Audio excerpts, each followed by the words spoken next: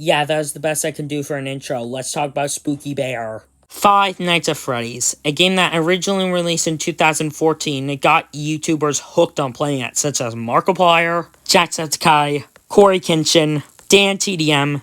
Yes, I know he's playing FNAF 2, but he never played the first game. And even me. Was that the bite of 87?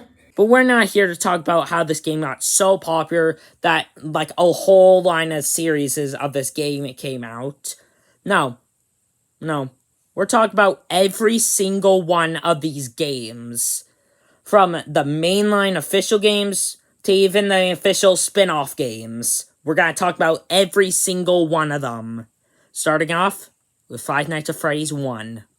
The original Five Nights at Freddy's released in 2014 by Scott Cawthon, and was really simple to play. Make sure none of the animatronics try to kill you from 12 AM to 6 AM without running out of power. And when you do run out of power, this happens.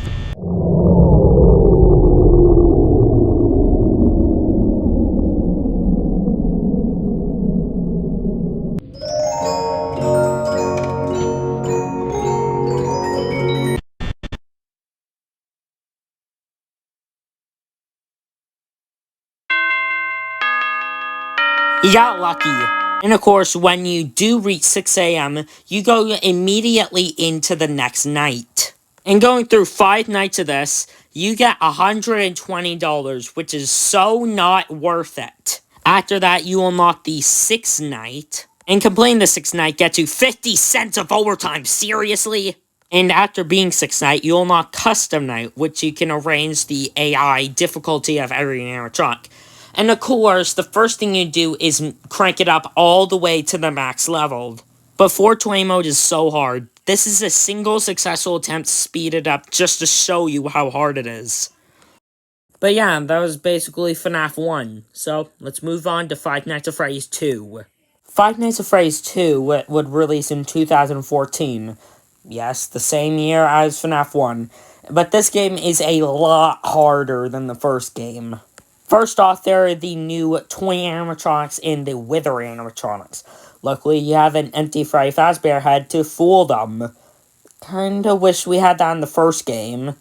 Anyways, there's no doors anymore, but you have a flashlight to see who's coming. And also vents. Among Us. Balloon Boy, which used to be my favorite animatronic. If he gets into your office, then he makes sure that you can't use your flashlight, which sucks. If Waiter Foxy is there, which the whole mask thing doesn't work against him.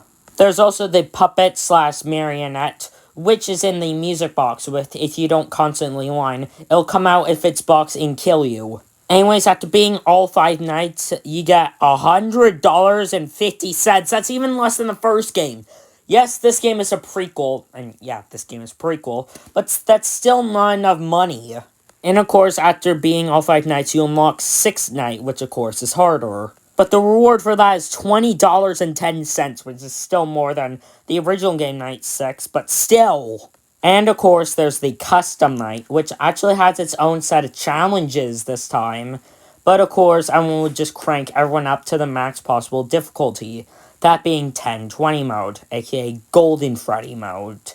And I hadn't really talked about Golden Freddy because he's a rare chance.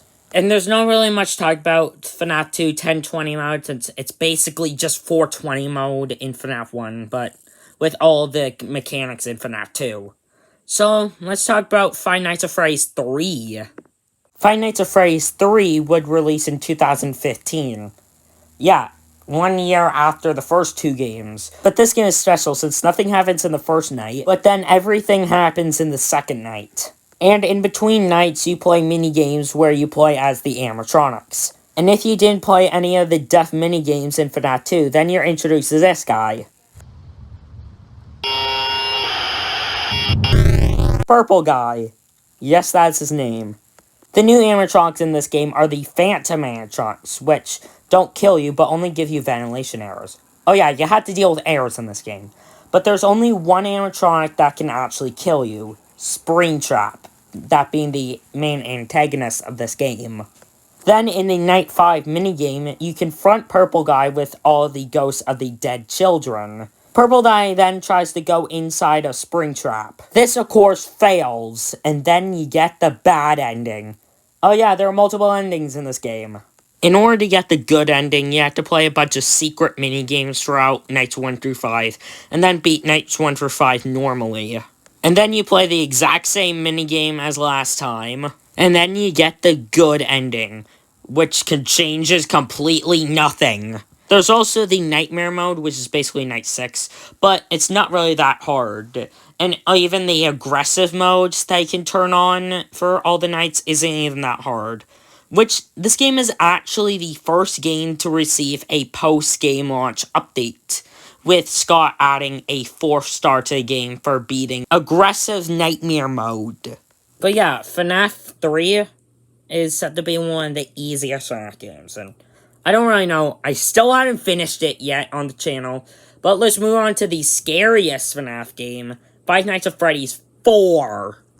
Five Nights at Freddy's 4, being the quote-unquote final chapter of the FNAF games, is the scariest of the bunch since it introduced the Nightmare animatronics. Which even while recording my voice for sale, I still can't get their, model things out of my head. They even changed the 6 a.m. sound.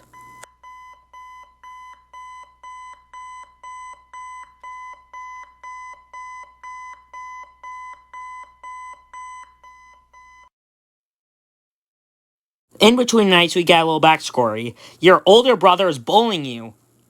This game tells you to bully your younger brothers. Also, in between nights, you got fun with Plush Trap, which you basically have to get Plush Trap on the giant red X, so you can skip 2 hours of the next attempt on the next night.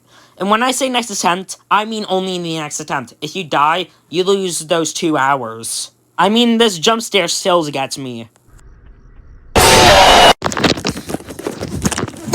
Anyways, Night 5 is very special since it's just you and Nightmare Fredbear, or Nightmare Goldenfry, or Fredbear, whatever his name is. And at the end of the game, you get this.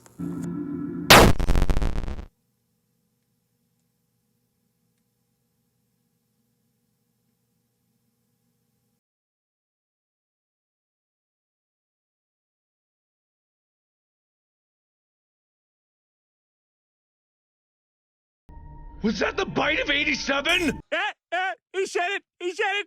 I won't go too much into the rest of those things in FNAF 4, because I don't want this video to be so long.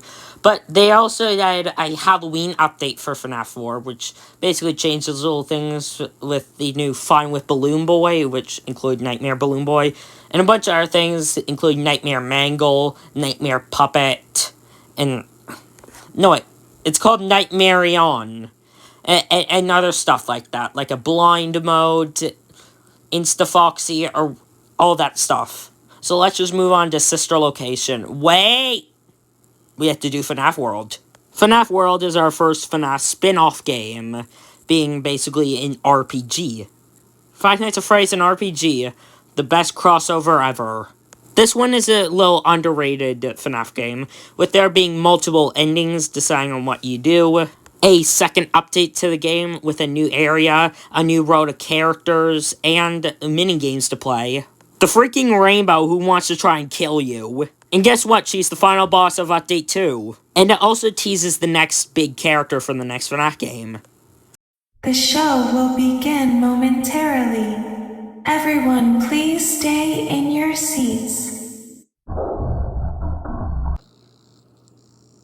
Let's talk about Sister Location. I don't really care that much for Sister Location since it doesn't really fit much into the regular Five Nights formula. There are Five Nights to the game, but it's not like regular FNAF games. In fact, you do more of the freaking Metal Gear Solid more than actual FNAF. So let's just move on to the next FNAF game, not talk about Sister Location, which is... oh, the next FNAF game is FNAF 6, which is Freddy Fazbear's Pizzeria Simulator. Freddy Fazbear's Pizzeria Simulator. I'm just gonna call it FNAF 6. It's very special since Scott said that he wasn't gonna make FNAF 6.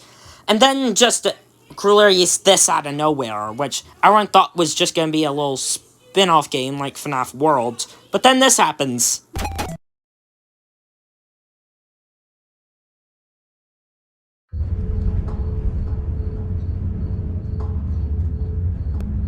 Begin tape. Leaving dead space. So, FNAF 6 is one of those tycoon games on Roblox where basically you buy a bunch of stuff and then place it down in your pizzeria. And then when you finish each day, you do like a bunch of like the normal Five Nights formula. And then at the end of the game, the best FNAF speech ever happens. Connection terminated. I'm sorry to interrupt you, Elizabeth. If you still even remember that name. But I'm afraid you've been misinformed. So yeah, FNAF 6 is basically just a tycoon game. Except depending on what you buy and what you do, you get like a number of different endings. So let's take off with the next official FNAF spin-off game, which is Ultimate Custom Night. What's there really to talk about Ultimate Custom Night? Except it's basically just the custom nights from the old FNAF games. But basically like 50 animatronics all put into one, from Freddy Fazbear all the way to Phone Guy. He's an animatronic now. So let's just talk about the next real FNAF game, which is Help Wanted. So Five Nights at Freddy's VR Help Wanted is a virtual reality Freddy Fazbear game. Five Nights at Freddy's game. What originally came out for VR, then came out to PC, mobile, and consoles. So it's not really a VR game anymore. So basically, it's kind of like the OG FNAF games, now in virtual reality, with also some new stuff. Such as this minigame where you gotta find a plush version of Baby. To one of the best parts of the game where you gotta basically repair the OG animatronics, which is really fun to do. And then once you complete every normal minigame, you now have to do the Weird Dimension, which is basically hard mode for all of them. And, of course, all three normal endings to the game are all bad endings, with this guy, Glitch Trap, luring you to the back, where, of course, you get stuffed. Congratulations, you die. And, of course, there's the Curse of Dreadbear DLC, which is basically the exact same thing, but like a Halloween update. So, imagine the FNAF 4 Halloween update, but in virtual reality. So, let's talk about the final and latest FNAF game right now. Five Nights at Freddy's Security Breach. Security Breach was made by Steelwood Studios, the same people who helped out making Help Wanted. And I do have to say, even though with this cool FMV intro, this doesn't look scary at all. Considering that we went from a scary bear in a haunted pizzeria in 2014 to this in 2022, I can see that Five Nights at Freddy's Security Breach doesn't really follow the Five Nights formula. Considering that it's not even Five Nights. In fact, it's even scary. And though Freddy and Chica are in this game, it's still not scary. Even the game itself, while it looks pretty cool for a game in 2022, it's really glitchy. Even with 2 updates to the game, it's still glitchy. In fact, I can make a whole video on how glitchy this game is. And I guess all of the budget of this game went into the cutscenes themselves. Don't get me wrong, I love the comic book style for all 6 of the game's endings, but still, it's not really that good. Now, I could only just go on ranting about why Security Breach is A, broken, B, just not scary, and C, it's even on Switch yet. It's on every single major console now, including PC, except Switch. Seriously. That's it. That's my video on Five Nights at Freddy's. Thank you all so much for watching. I'm not doing a single Five Nights at Freddy's video for the rest of Spooktober. Like how all these videos go, blooper time! Yeah, that was the best I could do for an intro. Let's talk about Spooky Bear. But we're not talking about how FNAF succeeded, But we're not talking about how this game succeeded and, like, birthed a huge birth of games. I keep messing it up. But we're not here to talk about why this game birthed a whole line of series. But we're not talking about how this game got so popular. Popular. Okay, I don't want to go on so long about ranting about why Security Breach isn't scary, how glitchy it is, and how it doesn't really fit with Five Nights at Freddy's at all. In fact, the game isn't even still... The game Why do I keep messing this up?